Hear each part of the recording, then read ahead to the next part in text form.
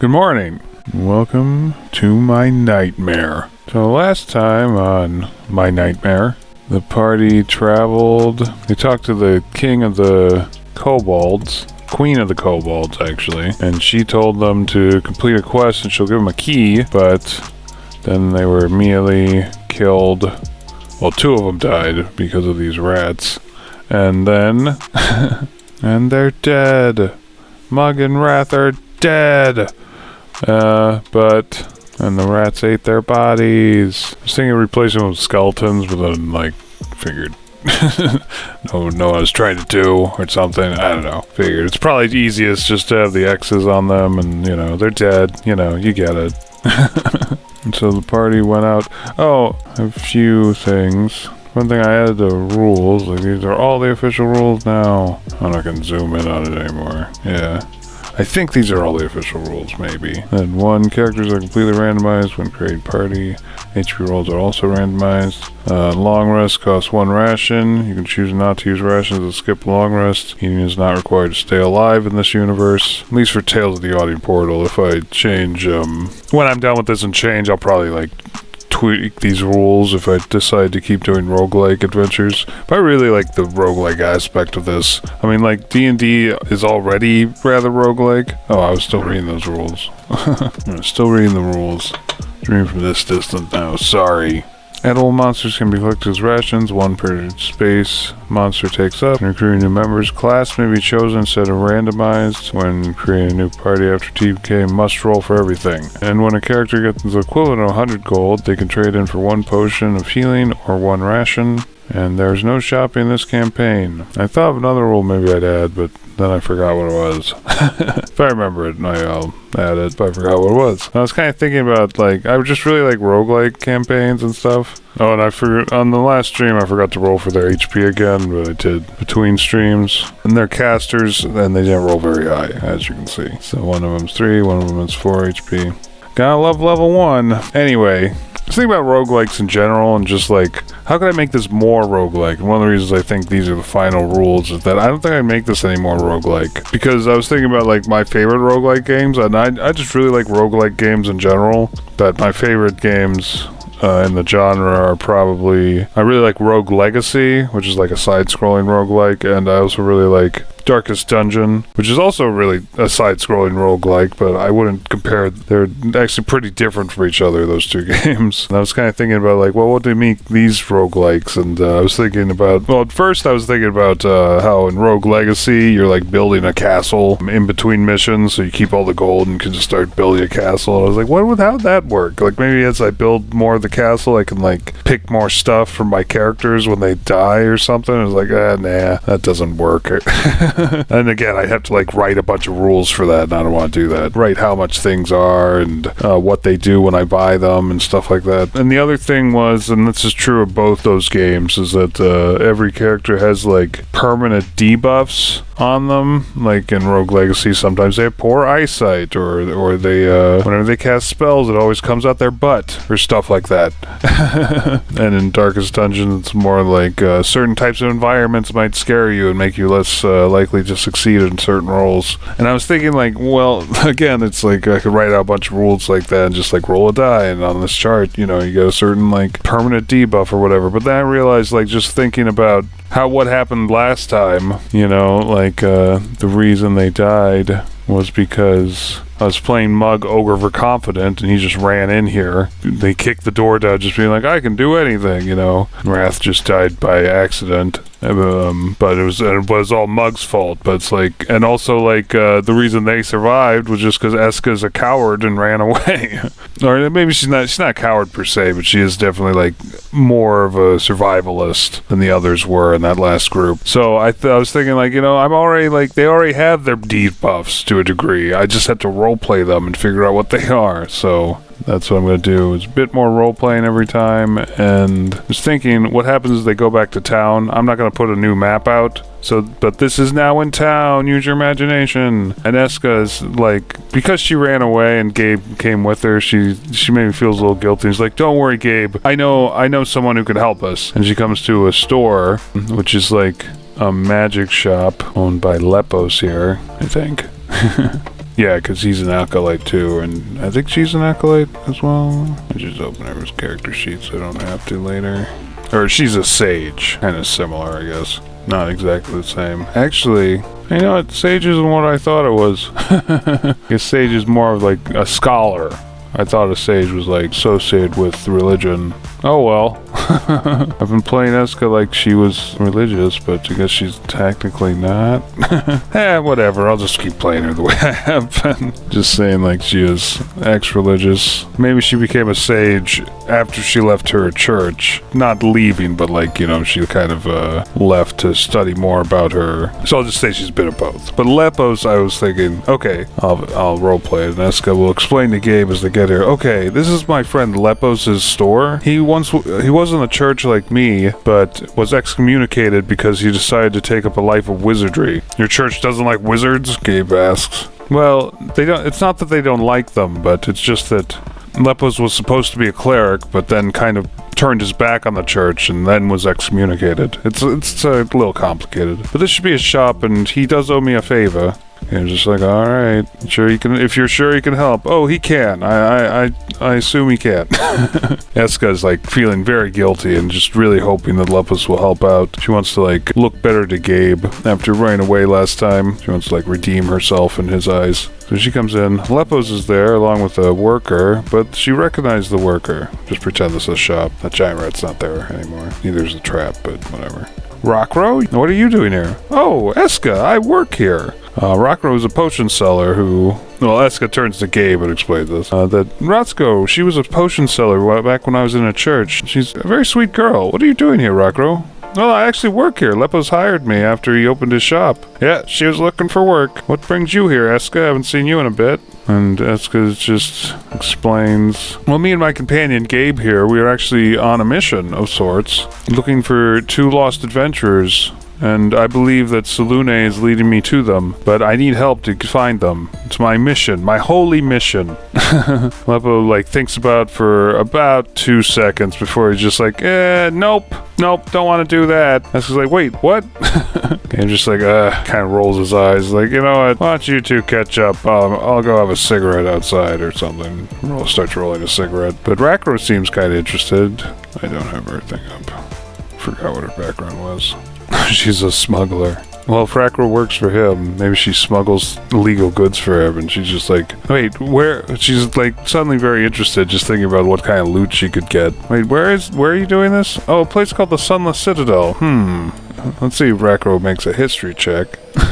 See if she knows where that place is. 22. She definitely knows where that place is. Oh, just like I've heard of that. But the walls of that place are magically enchanted, and that's why it's not destroyed, even though it's got sunk into the earth. Huh, I did not know that, Eska says, but then turns to Lepos, who's feeling a little angry, and she's like, Lepos, you owe me. You owe me a favor. You remember what I did for you? And Lepos is just like, what? You mean when you let me cheat off you for that one religious test, and then I got kicked out anyway? And she's like, yes. Suddenly realizing that's really not that big of a thing. I was just like, Eska, maybe you should look for someone else. I'm really not an adventurer. I just want to run my shop and practice my wizardry in private as more of a hobby than as an adventurer or anything else. But Rakro, it says like, boss, let me talk to you for a second. And Lepos like, okay, excuse me, Eska. And she like whispers to Lepos, boss, look, there's got to be so much treasure down there. You have no idea. It's got to be stuff that we could sell to here, make potions with, or whatever, magical items, all kinds of things. We could be rich and famous. Lepos thinks about it. I was like, fine. Okay, but after this adventure, I'm not going on another adventure. So that's Lepos's thing. If he survives the Sunless Citadel, which I kind of doubt, but he might, he will leave the party. Will leave party after Sunless Citadel. Will not continue. That's his thing. Will not continue onward. Is that just there now? Okay, didn't have to do anything. Might change my mind about that later. If he somehow survives, maybe he will actually change his mind. So the role playing is done. Eska comes out. She's like, alright, Gabe, we're ready. And Rakro's coming with us too. Rakro doesn't realize she's probably an overhead, but let's copy. Oh wait, Right, except they're on the map already. I already thought they were on a different map. Anyway, since I did not harvest that rat, when I give one of them rations. See who even has rations. Oh, she has 10 rations. Nice. Yeah, he also has 10 rations. How come some of them started without rations? I don't know. Well, Eska will take it. She still has less rations than anyone else, I think. So, one more ration. And delete that. Always delete the monsters I can harvest. Gabe realizes how squishy everyone else is. He's just like, I'll take point. Actually, as they go into here, Gabe will then explain. Our last part, last time we were here, we were traveling with 2 companions, but we found a den of rats that killed them. Now, I want to find their bodies. I need to get back to that den of rats, because there's something I want that that one of them has. Lump was like, are you sure about this? That sounds dangerous. Rackrow, who's maybe... Actually, what's her alignment? I should always play to people's alignments. She's chaotic good, so she kind of sees this as more as like an opportunity, I think, than really trying to be evil. But she kind of pulls up aside, like, whatever it is, maybe we can take it from him or buy it off him at the end of the adventure. You know, bet it's worth a lot of money. It's like, all right. Eska still believes all of this is fate. I'll just beeline through it a little bit, just because I want to fight these rats again. So they kind of go through. They see Meepo again and stuff. Oh, I should put Meepo back. Yeah, Meepo's back here. He's tending the cage, looking a little hopeful. Like, oh good, you're back to save the dragon. He's like, yep, that's what we're doing, trying to save your dragon. Oh, then they come up here and go around there, into here. Yeah, they disarmed the trap here before, but they can't open the door here. They can't figure it out.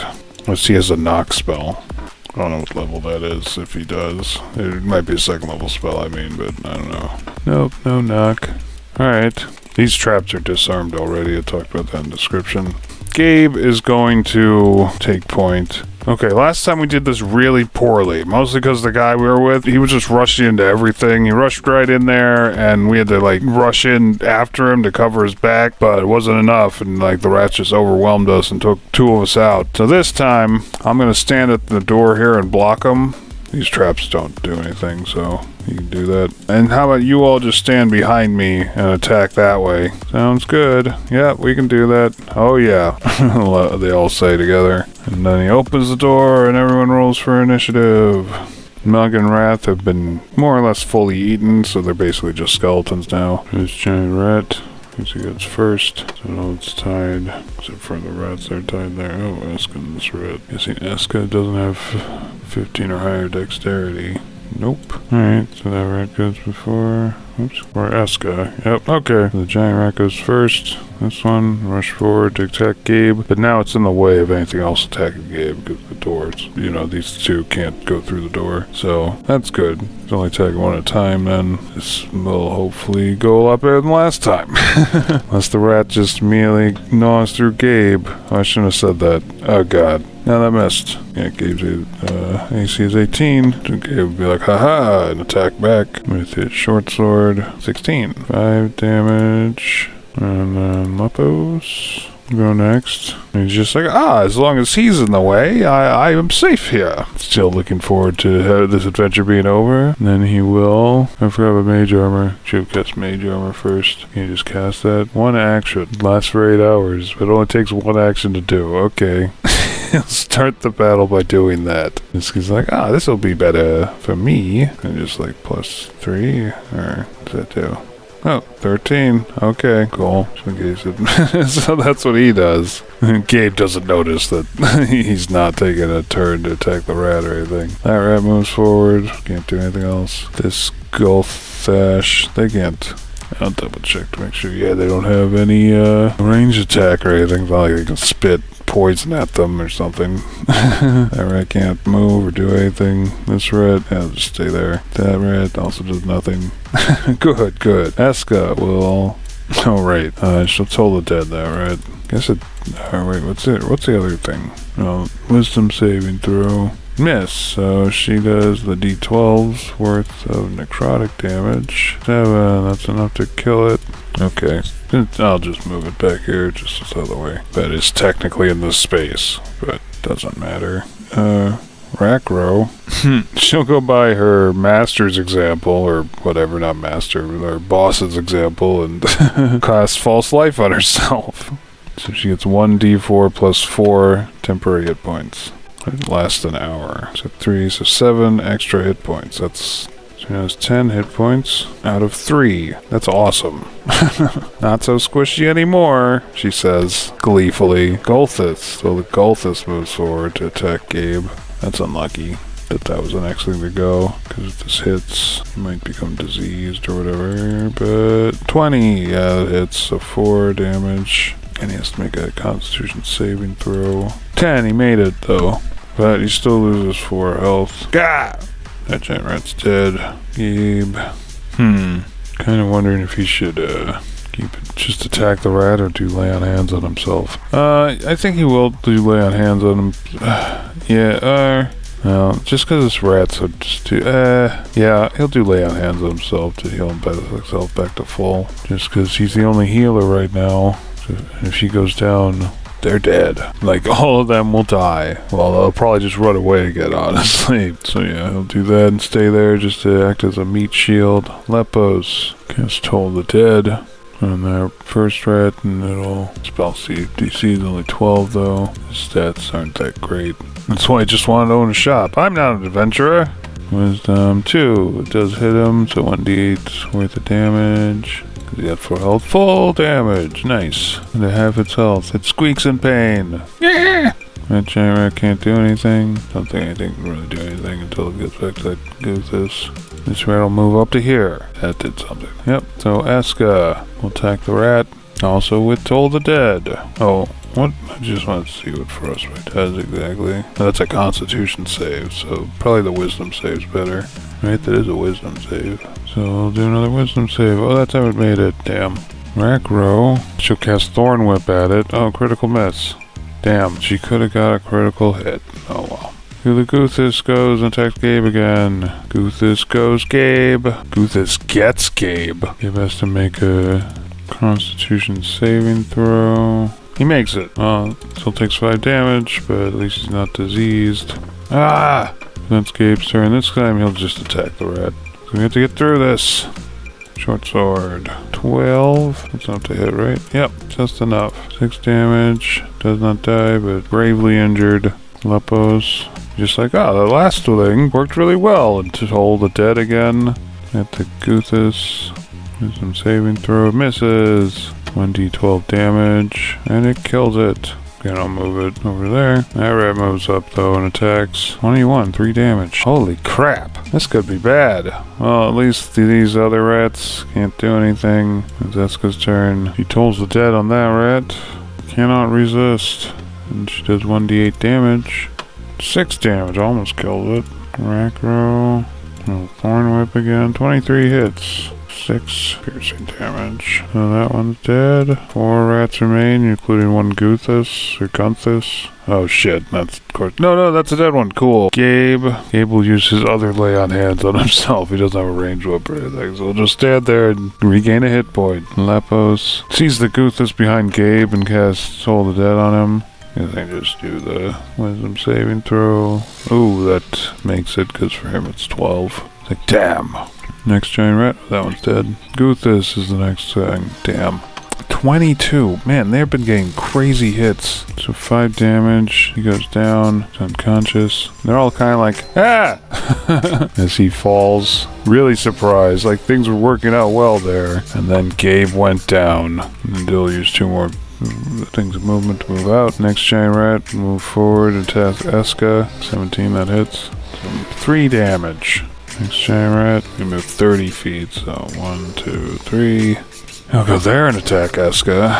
He'll just keep attacking the closest things. That missed. She needed 12 to hit her. Last giant rat, go here and attack Eska. 19, 3 damage. Oh, I forgot about her Hellish Rebuke. She'll do that on the last one to hit her. I forgot about it. 9, alright, they have to make a... Okay, so it must make a dexterity saving throw. Does not, so it dies. Takes fire damage and dies. Cool. Beyond that, Eska's just like, we have to save Gabe. not wanting to be a coward again and run away this time, but also maybe not making the best decisions. And she'll try to toll the dead, the one in front of her. Wisdom saving throw. Fails. She does 1d8, 5 damage. Rakro sees how injured her friend is, so she gets there just to cover one of her sides. Or maybe she'll attack that one first and then cover one. Yeah, she'll do that. First she'll whip, then she'll attack one of theirs. Then she'll cover one of her sides, because this has to be a range attack. I don't want to do a disadvantage. That hits, though. 3 damage, it's enough to kill it. He whips it along the side of the head, a long thorny whip with her robot arm. I forgot she's an arcanist. I keep thinking she's a druid just from her picture. But she's a summer Eladrin, along with being an arcanist. Not arcanist, artificer. And that's her turn. Maybe she'll get here, just to block the Guthis from attacking Eska. Yeah, I think she'll do that. Gabe makes a death saving throw. Ooh, failure. Lepos. He'll toll the dead that rat. Let's do something better. What's this do? To determine the ground within range, each creature other than you in that area must make a dexterity saving. Ooh. That would hurt everyone here. So yeah, he'll toll the dead, the giant rat, the last giant rat. It's not a Guthis.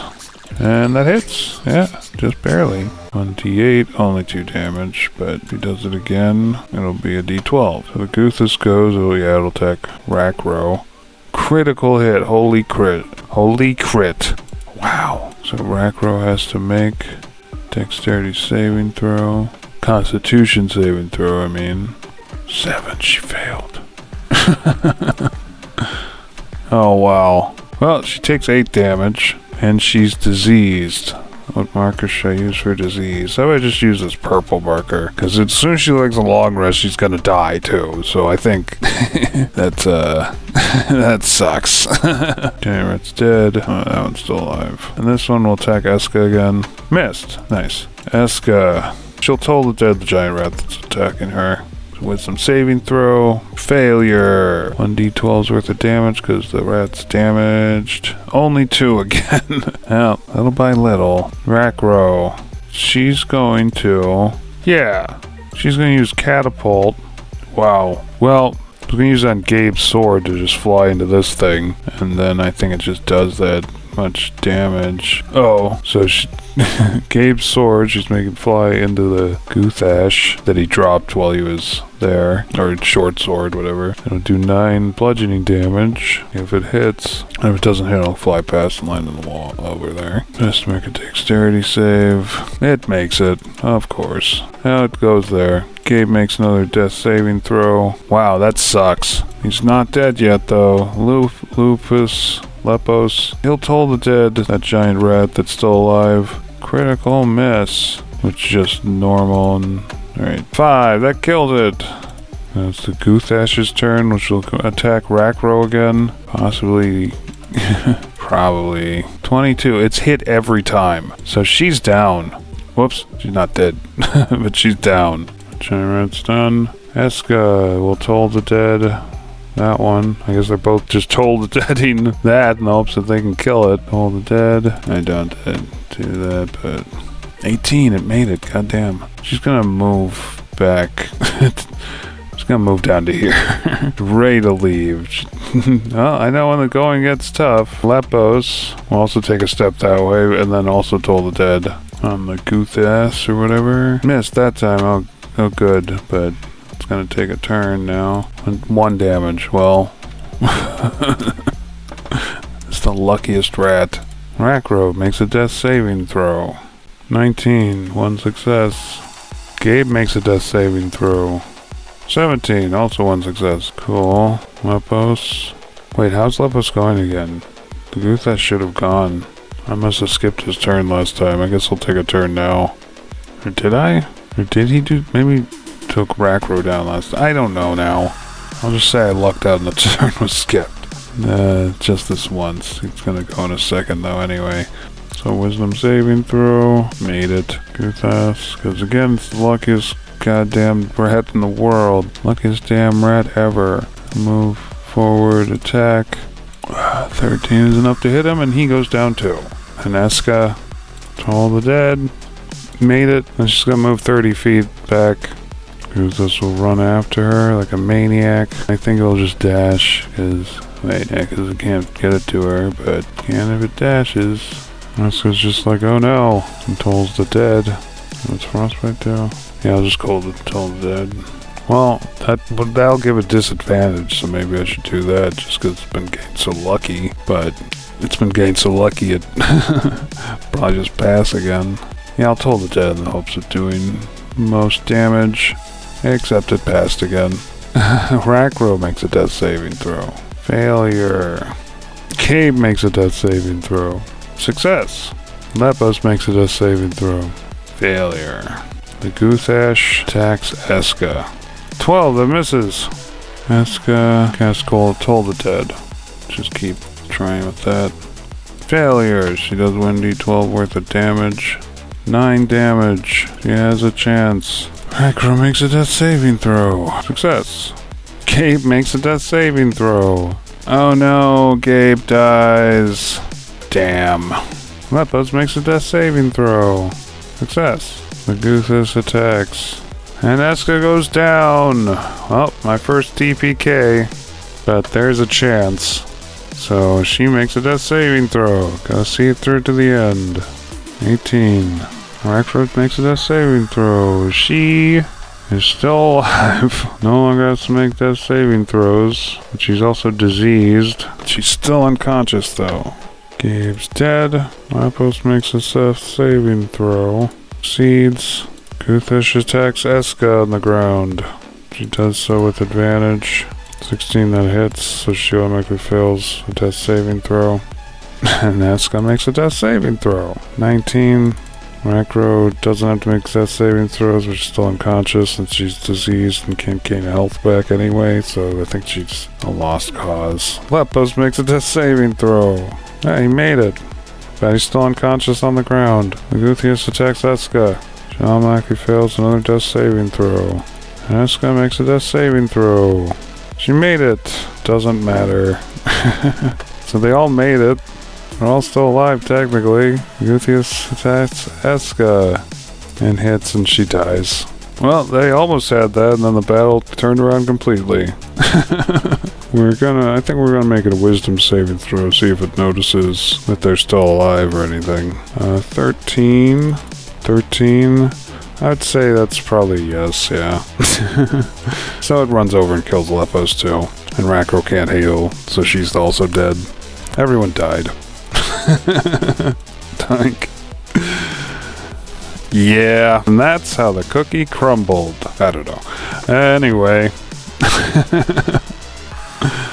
Let's tune in next time and I'll make a new party. That was fun. Didn't expect a TPK against these stupid rats. And there was just one rat left. You know, it was 3 people were up and 1 rat left, and it took them all out. That was impressive. Okay. And that's just the way the news goes. Well, hopefully I had better luck than this. And good gaming.